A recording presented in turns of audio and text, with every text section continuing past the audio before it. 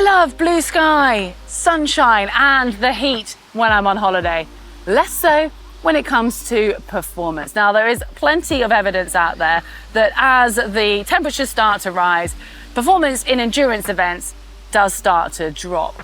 And I want to know why that is, but also how much. Is it more of a mental perception, or what is happening physically as we get hotter? To do that, I'm going to be speaking to the experts from Precision Fuel and Hydration, as well as doing some hard work myself. And for that, I had to get some baseline measures before coming out to Hawaii back in the UK. Unless you've been under a rock, you will already know that the extreme heat in Kona can have a negative impact on performance. I think most of us watched Lucy Charles-Barkley and then Taylor Knibbs succumb to those harsh conditions at the recent Ironman World Championships. Well, we actually filmed the majority of this video before any of that happened, but I personally feel it's added more intrigue. So what can we learn from the pros and the sports scientists? First though, we need to rewind a couple of weeks back to a grey day here in the UK. To get a true idea of the effect of heat on performance in triathlon, it's given that we're going to have to do a comparison for both cycling and for running. Now, today is a typical October day in the UK, a little bit brisk for my liking, but perfect for getting our baseline measure. Now, in order to get accurate data, I have been given strict instructions by the scientists at Precision Fuel and Hydration. And the proven protocol is 60 minutes of a tempo-controlled effort. And I'm going to be measuring all sorts of metrics, such as my body temperature, my heart rate, the temperature today, the humidity, my pace, my power. It's a big list. But before I head out, you've probably guessed, I'm going to be starting with the bike today. I'm going to have to go and jump on the scales, just myself and my drinks bottle. So give me a moment.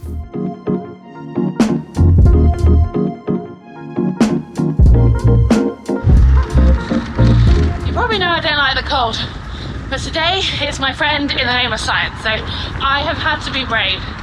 Admittedly, I started off in my gilet, okay, give me some slack, it was just a bit too fresh, but I am now wearing the same clothes that I will wear in Kona when I'll be wishing I was wearing less, but I'm kind of on my target at the moment, and it does admittedly feel easy, and I think because I'm a bit cold, I naturally want to ride harder.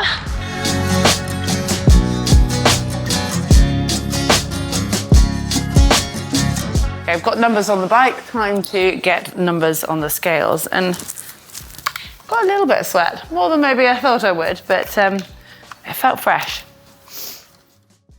All right, 24 hours later, it's the same protocol again today, except for the run. So I've got to go and jump on these, get today's base marker, and then I'll be good to go.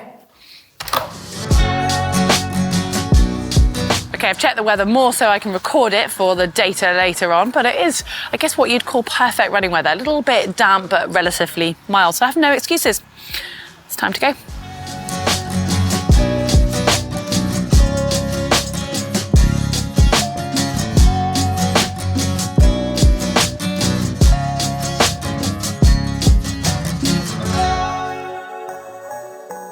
That's all the hard work done.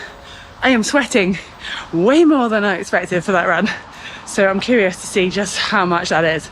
But I still know that is not going to prepare me for the heat that's going to go bam in my face when I get to Kona. But that's the hard work done in the UK. I will see you on the other side of the Atlantic.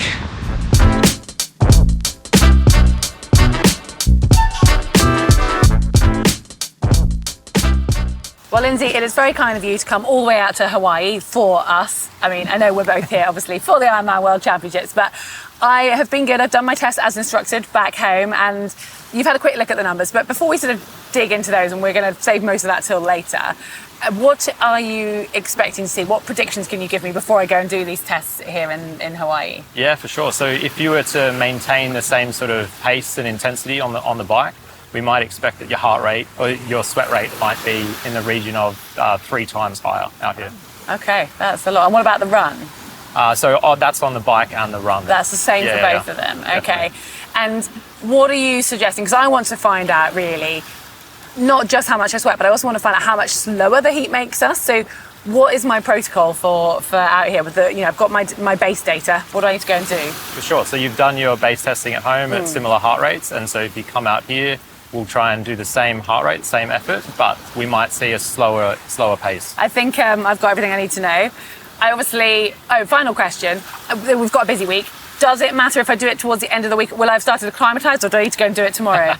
Ideally do it in the next couple of days, just Okay. so we can see sort of the largest impacts on pace. And as over the next few days, you will get used to the conditions a Yeah. little bit and sort of improve. So Okay. sooner the better. Right, better go and get it done.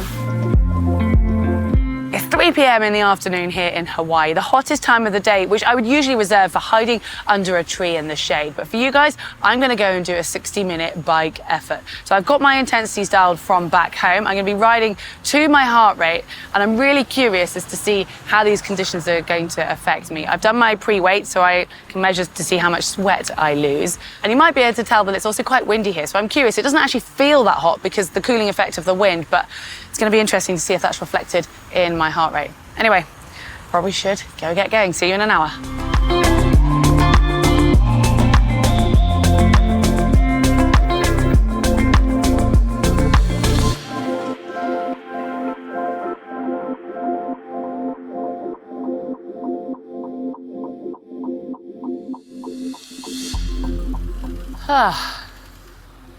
Okay, hour done. And I feel like in a moment when I've stopped, the sweat's going to start coming because this wind has been really quite nice and quite cooling. And only once or twice have I had like a bit of a trickle down my face. But this isn't really about the sweat. This is more about how much it's affecting my pace. And weirdly, I rode to the exact same average heart rate, but it felt harder, which I don't understand. I don't know what's going on with that. So I definitely need to ask Lindsay about that one. I haven't looked at the power numbers because we're going to analyse all of it. So I need to go and weigh myself before I sweat anymore and get some numbers, go and rest up, and then it'll be time to come back for some running tomorrow.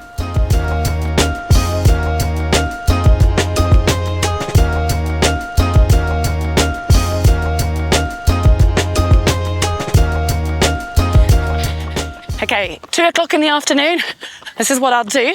But right now running this direction, there's quite a nice breeze, but I feel super lethargic. I don't know if that's the sun, I don't know if I'm tired, or just the thought that I've got to run for an hour in the heat. But I am going to heart rate. So instead of running to the time, because I don't think I can actually even run at that pace out here, I'm going to go to heart rate. But I got a bit excited in the UK, and it is a bit faster than I would maybe have chosen. Hopefully maximum difference I'll be able to show. That's enough chatting. Let me crack on.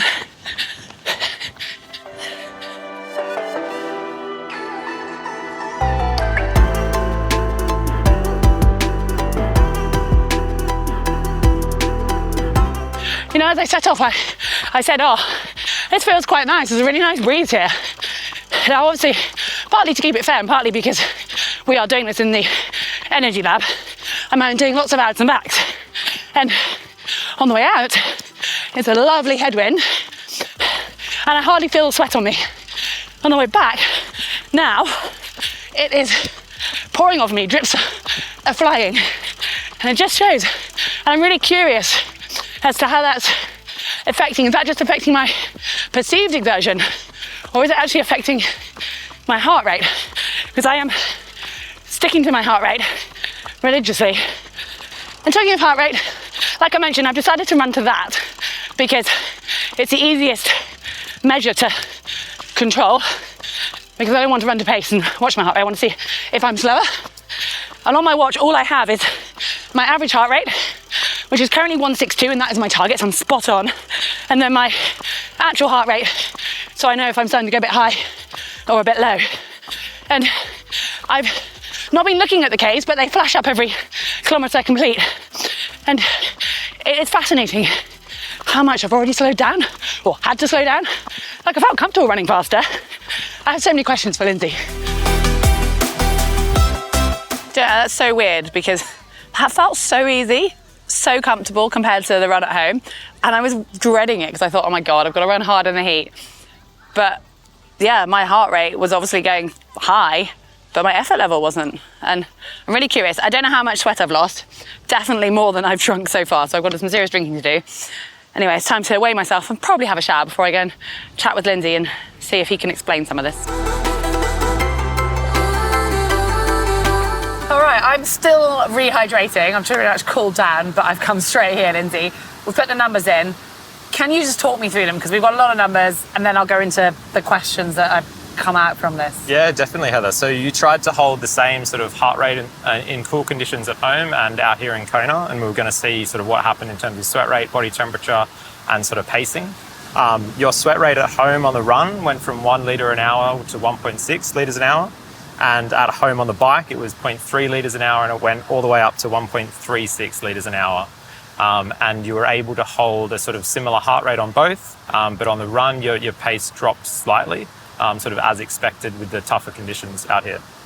I mean, I thought that the run, like the pace felt like it dropped a lot because the effort felt a lot less. But we'll go into more of that in a moment. But the numbers on the bike, the power was not much less out here. Yet you're showing that I'm sweating quite a bit more. Yeah, exactly.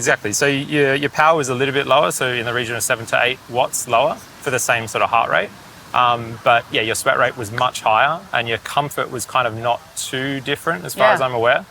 And so that's sort of driven by the increased temperature, increasing your sweat rate. But because you've got all that airflow as you're moving fast through the air, it can maintain a level of comfort, keeping your skin cool, allowing sweat to evaporate. So perceptually, it doesn't impact it too much. But is that back to your predictions that we had earlier in the video, were we close to them, and why, remind us what they were and why? Yeah, so I was sort of saying that you might get in the region of a 3 times larger sweat rate from the bike, and so your sweat rate went up 3.5 times. That sounds huge. Which is quite a lot.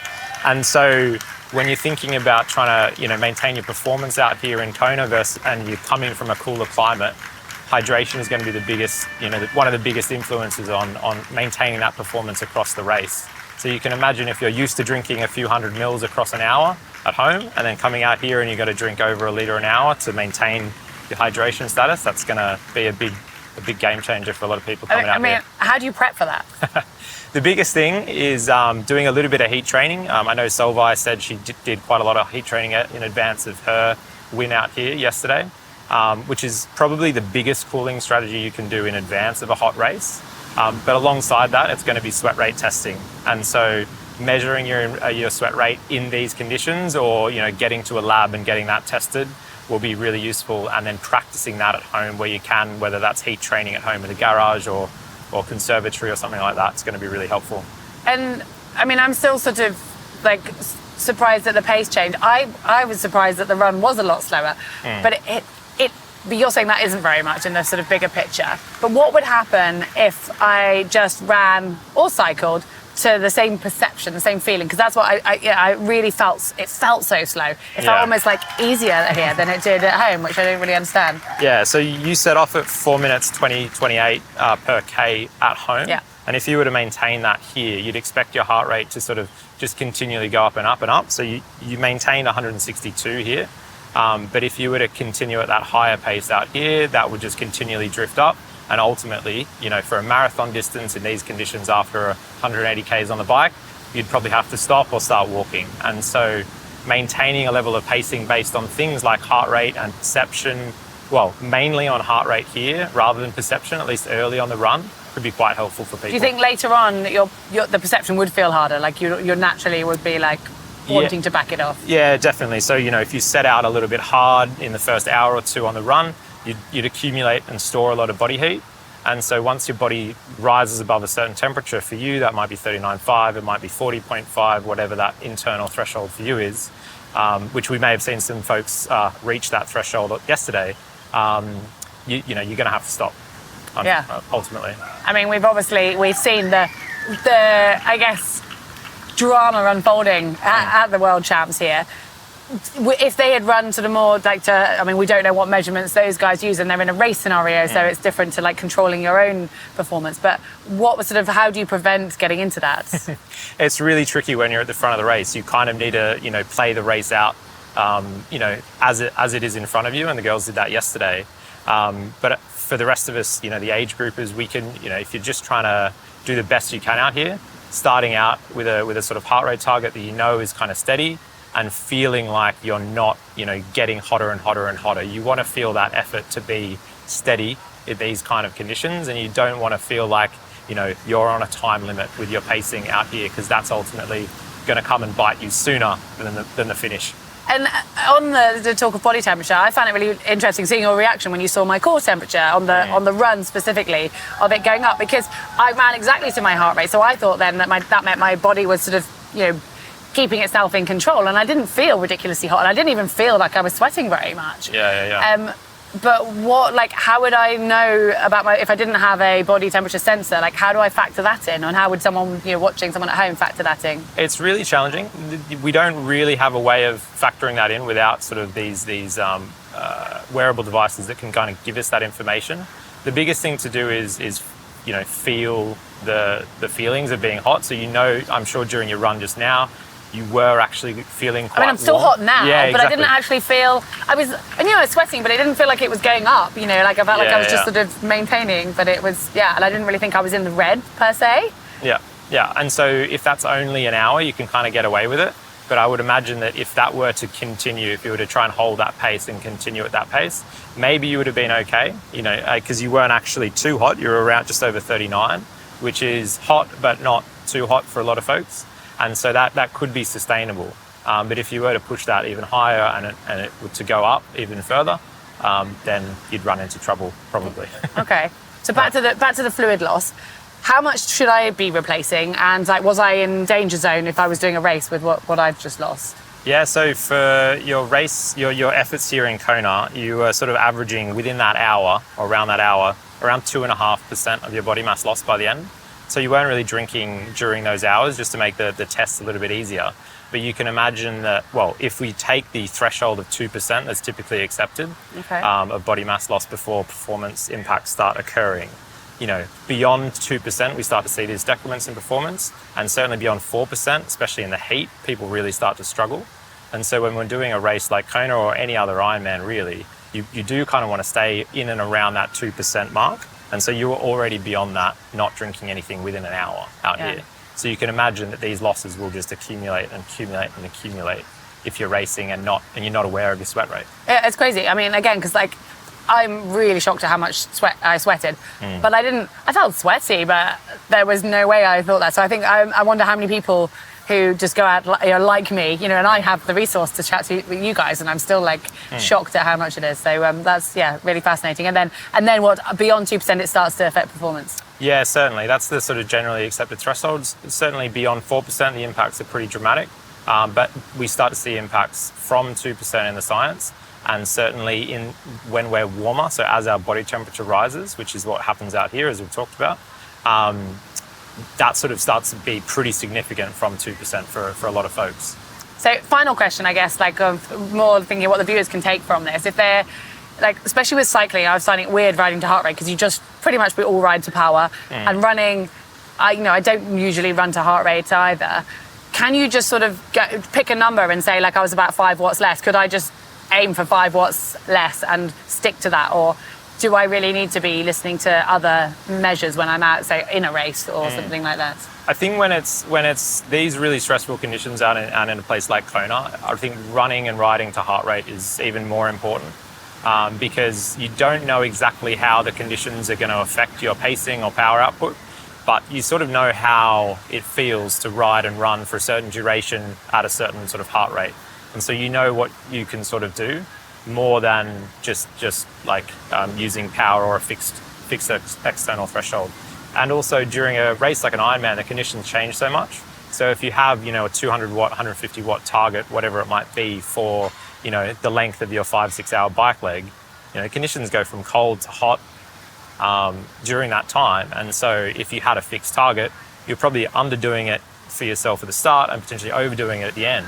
And so, yeah, riding to heart rate, running to heart rate might be a better strategy, especially in these hot conditions. Cool. I think I've got my head around it. I'm hoping everyone at home, you guys, have kind of gained from this. I'm just going to, say thank you and look at the numbers a little bit more. If you guys have any questions, please leave them in the comment section below, and I will probably be asking Lindsay to help answer those. But thanks so much for your time, Lindsay, and your insight. No worries. Thanks, Heather. Well, a huge amount to digest from those recent World Championships and also now from my own little experiment.